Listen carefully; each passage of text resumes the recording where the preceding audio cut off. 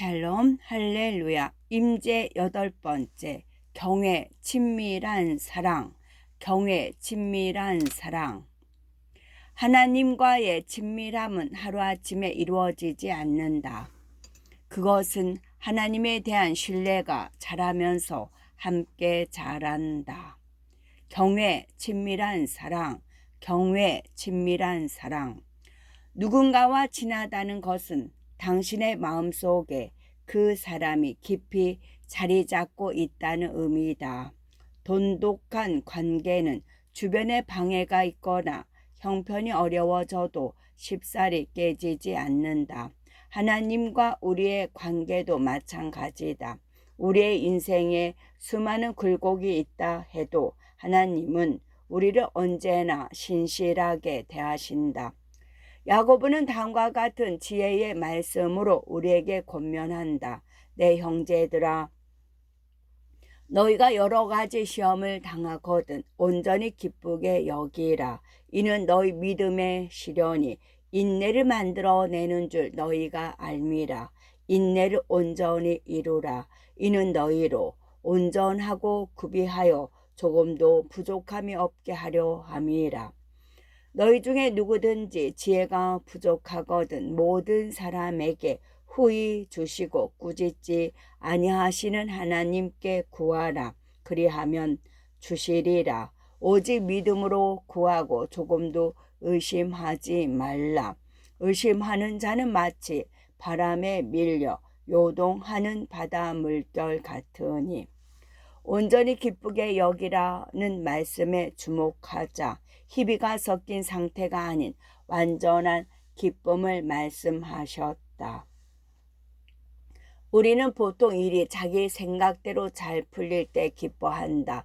그러나 하나님은 어려운 때에도 기뻐하라고 하신다. 그리고 기뻐하는 마음에서 힘을 얻으라고 하신다. 어떻게 그런 것이 가능할까? 기쁨은 육신의 힘이 아닌 영적인 능력이기 때문이다. 여호와로 인하여 기뻐하는 것이 너의 힘이니라. 기쁨은 우리에게 힘을 주는 영적인 힘이다. 하나님은 슬퍼하는 자에게 화관을 주어 그 죄를 대신하며 기쁨의 기름으로 그 슬픔을 대신하며 찬송의 옷으로 그 근심을 대신하도록 하겠다고 약속하셨다. 나 존도 이런 경험을 한 적이 있다. 어느 날 나는 집에 혼자 있었다. 그런데 갑자기 무거운 중압감이 느껴졌다. 그래서 하나님께 더 가까이 나가려고 성경을 읽기 시작했다. 그러나 글자만 눈에 들어올 뿐 의미가 와 닿지 않았다. 그래서 나는 기도하기 시작했지만 그것마저 소용이 없었다. 그때 나는 하나님이 내 옆구리를 쿡 찌르시며 찬양을 틀어놓으라고 말씀하시는 걸 느꼈다. 기도를 했음에도 얼른 기분이 나아지지 않아 좌절감에 들었음에도 하나님의 말씀에 순종해 찬양 음반을 들었다.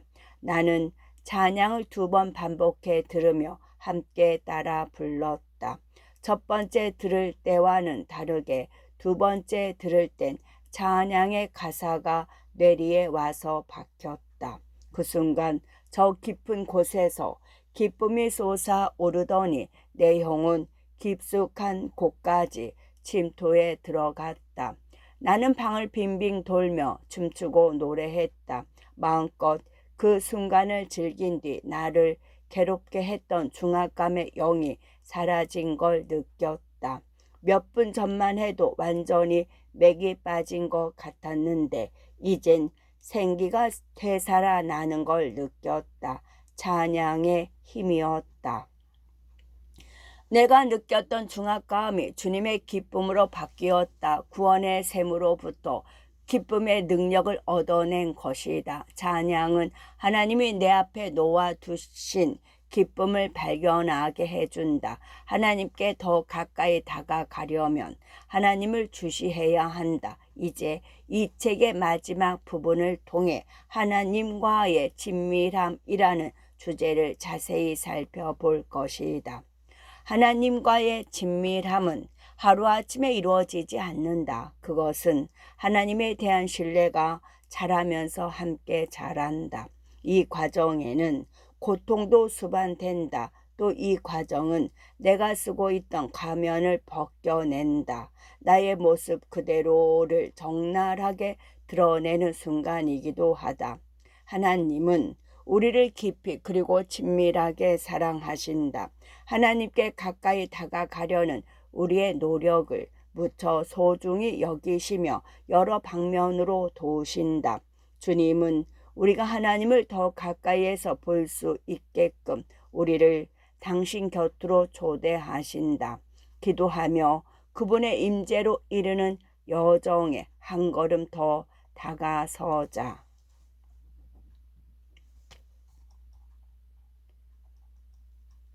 디모데후서 1장 7절 새 번역. 하나님께서는 우리에게 비겁함의 영을 주신 것이 아니라 능력과 사랑과 절제의 영을 주셨습니다.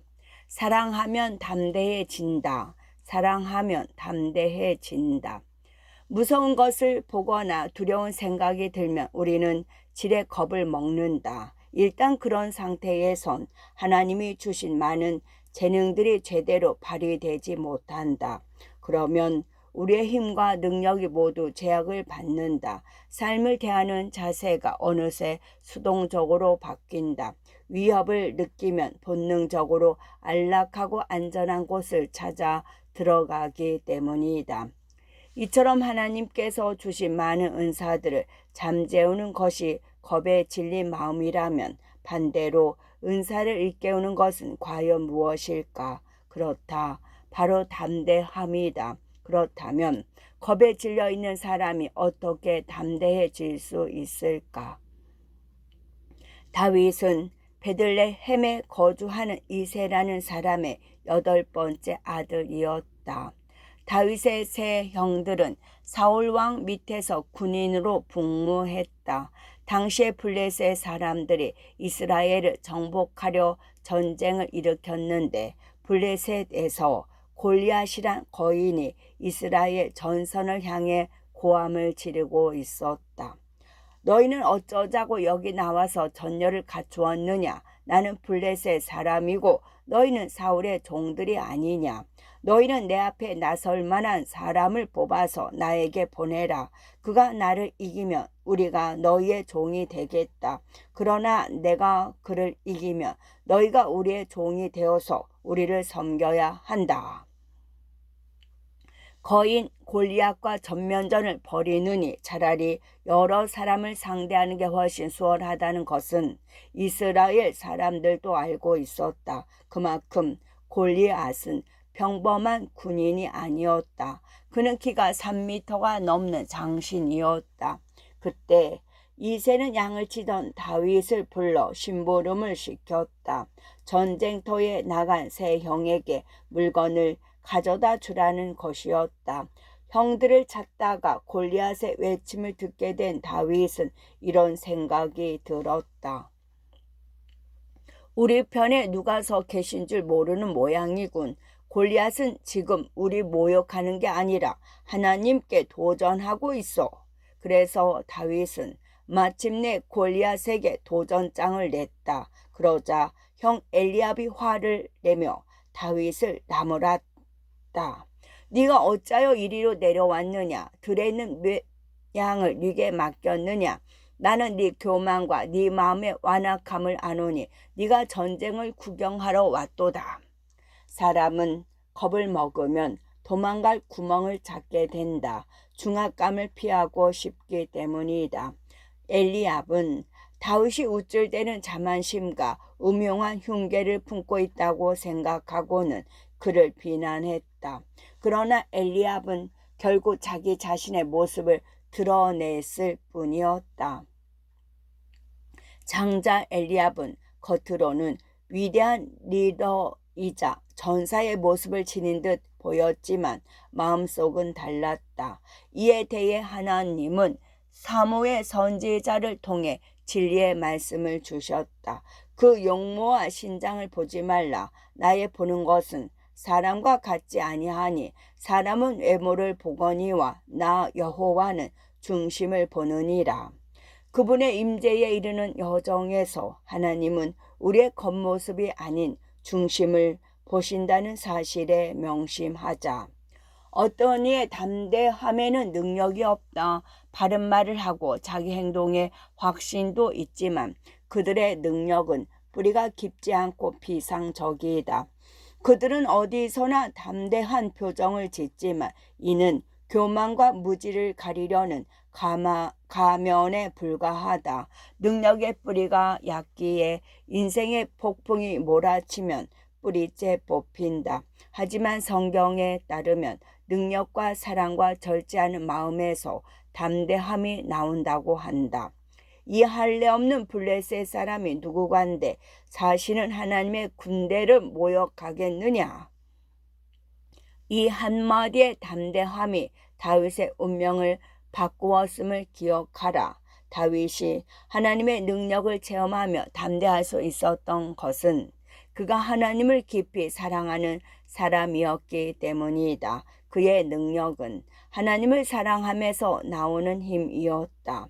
다윗은 하나님을 알았고 하나님의 능력도 체험했다. 그래서 그는 담대함을 얻었고 그 힘으로 하나님이 주신 비전에 사명을 다하며 정의로 나라를 다스릴 수 있었다. 오늘의 적용. 최근에 겁을 먹은 적이 있는가? 어떤 부분에서 하나님께서 주신 재능과 은사를 발휘하지 못하도록 하는 두려움이 있는지 하나님께 여쭈어 보라. 그리고 담대함은 나의 은사를 불리듯 일게 한다는 사실을 기억하라. 성령님께서 내게 담대함을 더하셔서 두려움의 사슬로부터 해방될 수 있도록 기도하라. 오늘의 기도. 주님, 당신의 담대함으로 내 삶에 생기를 불어넣어 주소서. 다윗처럼 저도 하나님의 마음에 합한 자 되기를 소원합니다. 당신의 권능에 힘입어 내 발걸음을 옮깁니다. 제게 담대함을 주셔서 내게 허락된 은사와 재능으로 주님을 마음껏 섬기게 하소서. 오직 주님만 사랑하고 오직 주님만 두려워하게 하소서. 예수 그리스도 이름으로 기도하옵나이다. 아멘. 시편 63편 1절에서 2절. 내 영혼이 주를 갈망하며 내 육체가 주를 앙모하나이다. 내가 주의 권능과 영광을 보기 위하여 이와 같이 성소에서 주를 바라보았나이다. 크신 하나님을 보라. 크신 하나님을 보라. 나에게는 아들 넷이 있다. 한때 아이들은 여느 남자애들이 다 그렇듯 어떤 농구 선수에 푹 빠져들었다. 그의 인기는 미국 전역을 휩쓸었고 팬들은 그를 거의 우상처럼 대했다. 그러던 어느 날 우리 가족은 대서양 연안으로 여행을 떠나게 되었다. 그곳에서 아이들은 파도를 타거나 수영을 하며 놀았다. 다 놀고 난 아이들은 뱃사장에 앉아있는 내 곁에 다가와 나란히 자리를 잡았다. 얘들아, 엄청나게 큰 바다가 눈앞에 펼쳐져 있지. 네 아빠. 아이들은 한 목소리로 대답했다. 사실 대서양 바다는 수천 마일에 이르지. 하지만 여기에서는 단지 1마일 내지 2마일밖에는 보이지 않는단다. 그런데 대서양은 가장 큰 바다가 아니야. 태평양이라 불리는 더 큰 바다가 있어. 그리고 대서양과 태평양 말고도 2개나 더 있단다. 아이들은 묵묵히 고개를 끄덕이며 이제 막 민물로 바뀌어 철썩이는 파도 소리를 듣고 있었다. 아이들이 거대한 물의 양에 대한 개념을 어느 정도 파악했다고 생각한 나는 이렇게 물었다. 하나님이 너희들이 지금 바라보는 바다와 이 세상에 있는 모든 바다의 물들을 당신의 손바닥에 놓고 그 무게를 쟀다는 사실을 알고 있니? 나의 질문에 아이들은 입을 떡 벌리고 놀라움을 금치 못했다. 그도 그럴 것이 아이들이 열광하던 농구 선수는 한 손으로 농구 공을 쥐고 완벽한 경기를 했기 때문이다. 아이들은 그의 재주에 홀딱 반해 있던 자였다. 나는 아이들에게 하나님이 손수 우주를 만드신 사실을 알기 쉽게 설명했다. 아이들 앞에 내 손을 내밀어 한 뼘에 대한 뜻을 설명한 뒤 이렇게 말했다. 이렇게 광대한 우주도 하나님이 한 뼘 안에 들어가는 거리일 수 있단다. 그리고 나는 하나님이 그분의 손가락으로 우주의 별들과 태양을 놓으실 걸 설명했다. 내 말을 들은 아이들은 너무 놀라 어안이 벙벙한 모습이었다. 그 후로는 아이들에게서 그 선수의 입지가 매우 좁아졌다. 하나님의 위대함에 관해 이해할수록 우리는 하나님을 더 경외하고 경배할 것이다. 물론 완벽한 이해는 불가능하다. 이런 이유로 시편 기자는 다음과 같이 우리를 격려한다. 하나님은 온 땅의 왕이심이라 지혜의 시로 찬송할지어다. 하나님은 주의 광대하심을 우리가 직접 볼 수 있도록 우리를 초대하셨다. 하지만 시편 기자는 인간의 한계를 솔직히 인정한다. 여호와는 광대하시니 크게 찬양할 것이라. 그의 광대하심을 측량치 못하리로다. 이사야는 측량치 못할 하나님의 위대하심을 흘낏 본 적이 있었다. 주께서 높이 들린 보호자에 앉으셨는데 그분의 영광이 성전에 가득했다. 그분은 스랍이라 불리는 수많은 전사들로 들렸는데 전사들은 하나님의 크신 영광으로 인하여 날개로 하나님의 얼굴을 가리고 거룩하다 거룩하다 거룩하다 만군의 여호와여 그 영광 온 땅에 충만하도다 라고 큰 소리로 노래를 부르며 화답하였다. 인류 역사를 살펴보면 하나님의 영광이 인간에 의해 축소되거나 쉽게 부패하고 공평하지 않은 인간의 기준으로 판단된 경우가 있다. 이는 엄청나게 어리석은 짓이다. 그러나 이런 어처구니 없는 일이 심지어 현대 교회에서도 만연되어 있다. 하나님이 창조하신 대자연을 보라. 나무의 수많은 잎들도 새들의 깃털 하나까지도 손수 지으신 그분의 놀라운 솜씨에 감탄이 절로 나온다. 하나님이 하신 일들의 경이로움에 대해 묵상한다면 하나님의 크신 영광에 대해 함부로 판단할 수 없을 것이다. 시편 145편 10에서 12절은 이렇게 말씀한다. 오 여호와여 주께서 지으신 모든 것이 주를 찬양하고 주의 성도들이 주를 찬양할 것입니다. 그들이 주의 나라의 영광을 말하며 주의 능력을 말할 것입니다. 그러면 모든 사람의 자손이 주의 능력 있는 행적과 주의 나라의 영광스러운 위엄을 알게 될 것입니다.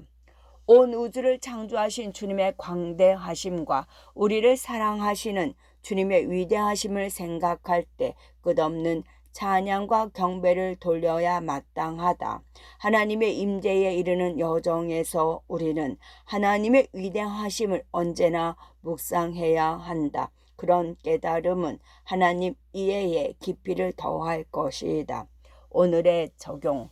하나님의 위대하심에 대한 이해의 폭이 넓어짐에 따라 하나님을 향한 경외함도 따라서 커진다. 뿐만 아니라 하나님과의 친밀함 역시 자라날 것이다. 시간이 허락한다면 하나님이 창조하신 대자연의 장엄한 분위기를 느낄 수 있는 곳으로 여행을 가보라. 그곳에서 창조주 하나님의 놀라운 성품을 만끽해 보라. 당신 눈앞에 펼쳐지는 수려한 경관을 보며 하나님을 소리 높여 찬양해 보라. 그리고 그분이 만드신 경이로운 것들을 통해 주님을 계시해 달라고 간구하라. 오늘의 기도. 하나님, 인간은 주님의 광대하심을 감히 측량할 수 없습니다. 주님의 위대하시고 광대하신 능력을 찬양합니다. 이 시간 주님과의 친밀함이 커질 수 있도록 저를 인도하소서. 주님을 알아가기 원하고 주님의 영광과 능력을 보기 원합니다. 예수 그리스도 이름으로 기도하옵나이다. 아멘.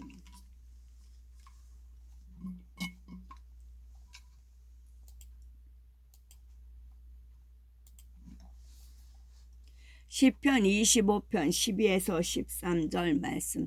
여호와를 경외하는 자 누구냐? 그가 택할 길을 그에게 가르치시리로다. 그의 영혼은 평안히 살고 그의 자손은 땅을 상속하리로다. 주님을 경외하는 자에게 임하는 축복. 주님을 경외하는 자에게 임하는 축복. 주일마다 교회에 나와 예배는 드리지만 정작 주를 경외함이 무엇인지 잘 모르는 사람이 있다. 참으로 안타까운 일이다. 경외함은 그리스도인이 승리하기 위한 유일한 비결이기 때문이다. 이사야 선지자는 예수님에 대해 이렇게 예언했다. 그가 여호와를 경외함으로 즐거움을 삼을 것이며 그분의 즐거움이 곧 우리들의 즐거움이 돼야 하지 않겠는가.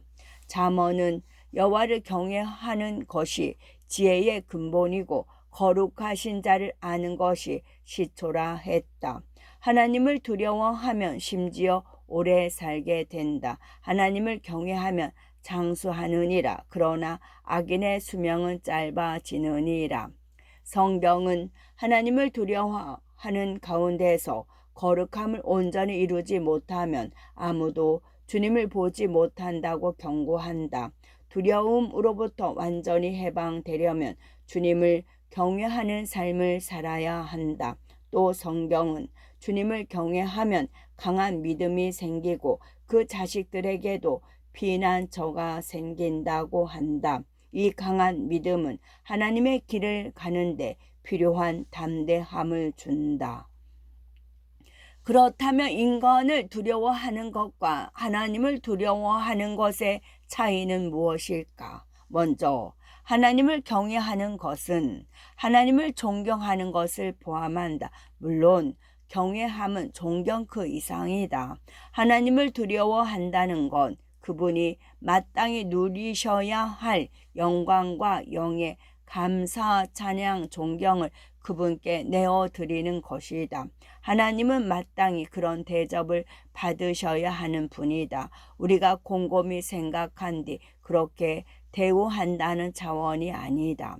하나님을 경외하는 사람은 그분의 말씀과 임재 안에서 전율하며 그분이 미워하는 것을 미워하고 그분이 사랑하는 것을 사랑하게 될 것이다. 하나님의 갈망을 우리 것보다 더 위에 놓고 우리 삶에서 주님을 존귀하게 여긴다면 하나님은 영광 받으신다. 반면에 사람을 두려워하는 것은 언젠가는 반드시 죽을 인간 앞에서 불안, 염려, 공포를 느끼고 비겁한 마음을 가진다는 뜻이다. 이런 두려움에 사로잡히면 사람과의 대립이나 나를 향한 판단, 비난 등을 피하려고 안가한 힘을 쓰면서 항상 쫓기는 삶을 살게 된다. 그러면 자신을 보호하면서 동시에 남을 섬기느라 너무 바빠 하나님을 섬기는 일은 뒷전이 된다. 이렇게 사람의 눈치를 보게 되면 마땅히 주님이 받으셔야 할 것을 주님께 드릴 수 없다. 성경은 사람을 두려워하면 올무에 걸리지만 주님을 의지하면 안전하다고 말씀하신다. 우리가 사람을 두려워하면 하나님께서 우리에게 주셨던 권세를 빼앗길 것이다. 그러면 각자의 재능과 은사도 발휘되지 못하고 그대로 잠들 것이다. 이사야는 우리에게 이렇게 충고한다. 의를 아는 자들아, 마음에 내 율법이 있는 백성들아, 너희는 나를 듣고 사람의 회방을 두려워 말라. 사람의 비방에 놀라지 말라. 가라사대 너희를 위로하는 자는 나여늘 너는 어떠한 자이기에 죽을 사람을 두려워하며 불같이 된 인자를 두려워하느냐? 하늘을 펴고 땅의 기초를 정하고 너를 지은 자 여호와를 어찌하여 잊어버렸느냐? 너를 멸하려고 예비하는 저 학대자의 분노를 어찌하여 항상 종일 두려워하느냐? 학대자의 분노가 어디 있느냐? 우리가 사람의 비난을 피하려고 그들에게 아첨을 떤다면 이는 하나님을 잊어버린 것이다. 하나님을 섬기는 것으로부터 떠난 것이다. 사람을 섬기면 사람의 종이 된다. 하지만 하나님을 두려워하면 하나님의 종이 된다. 사람을 두려워하면 하나님을 두려워할 수 없다. 반대로 하나님을 두려워하면 사람을 두려워하지 못한다. 왜냐하면 두 주인을 동시에 섬길 수 없기 때문이다.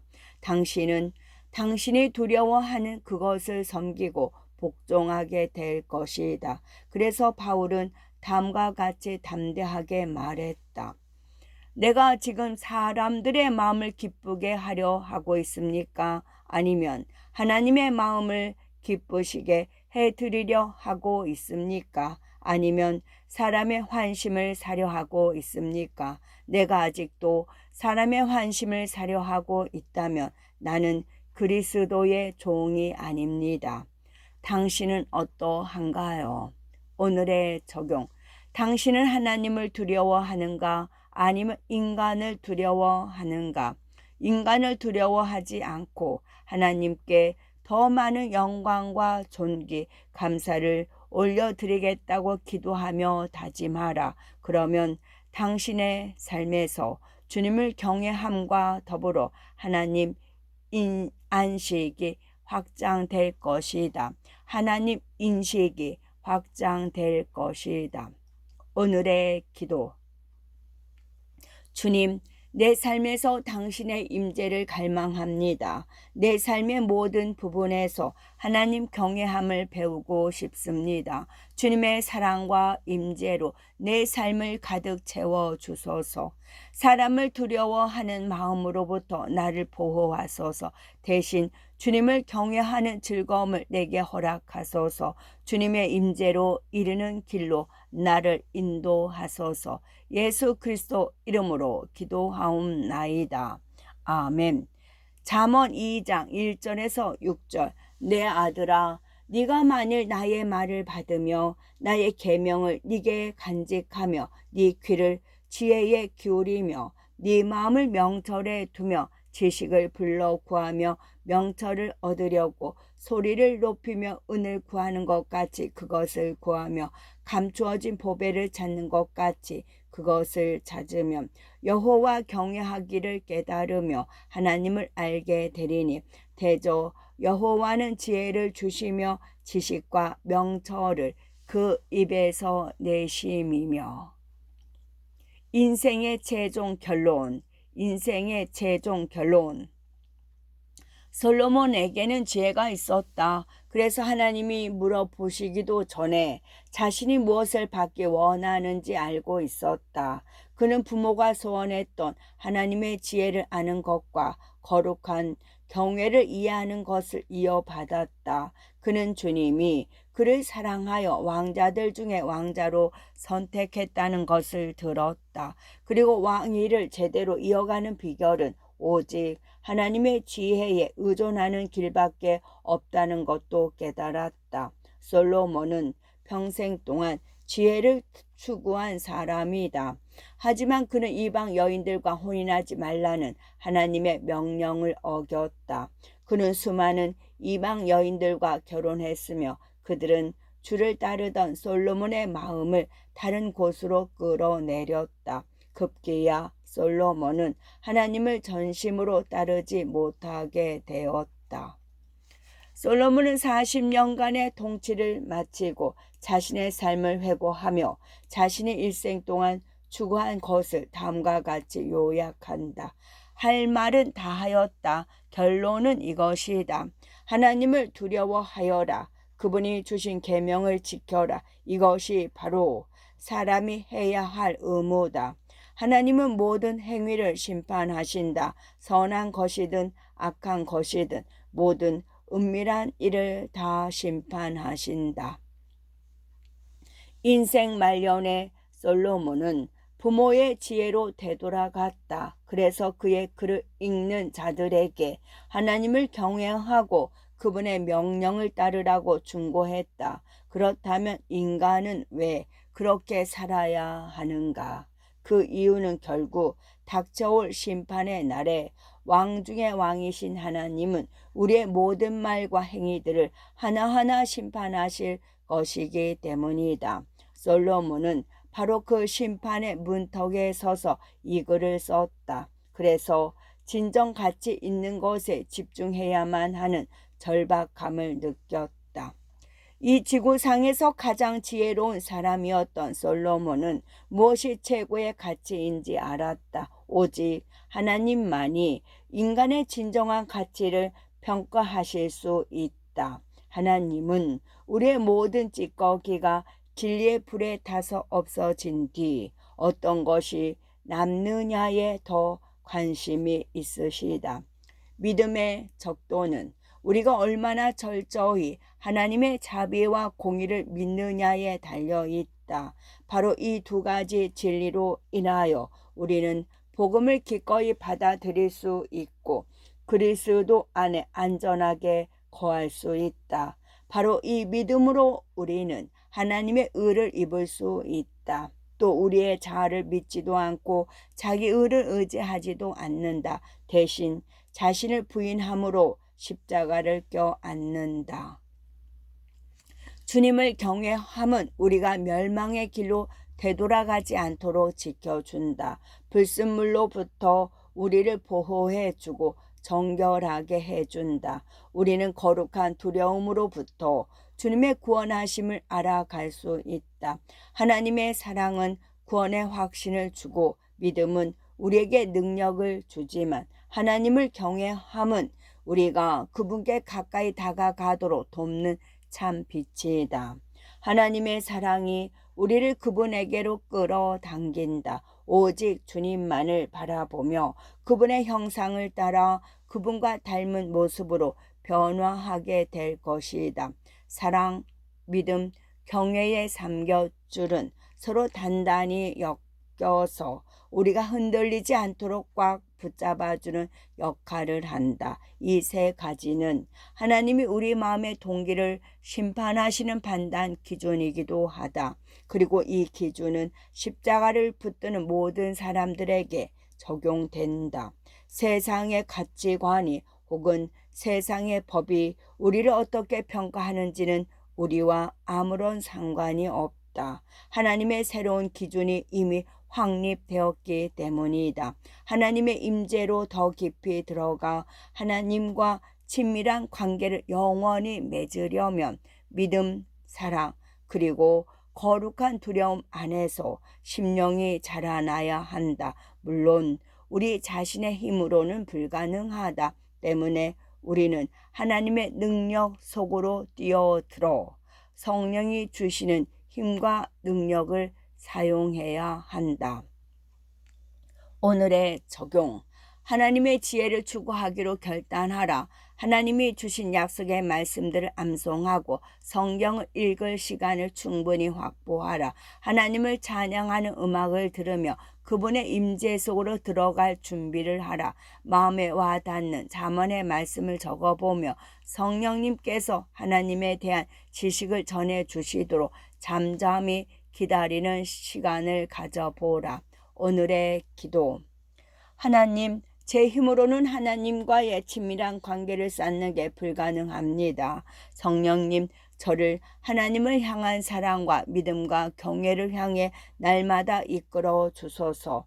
저는 언제나 성장하기 원하고 날이 갈수록 예수님을 닮기 원합니다. 내 안에 하나님을 더 알고자 하는 갈망을 일으키소서. 하나님과 함께 걷는 이 여정에 어떠한 장애가 있어도 그것을 뚫고 나갈 능력을 허락하소서. 하나님과의 친밀함이 점차 자라나는 축복을 허락하시니 감사합니다. 이 모든 말씀 예수 그리스도 이름으로 기도하옵나이다. 아멘. 끝.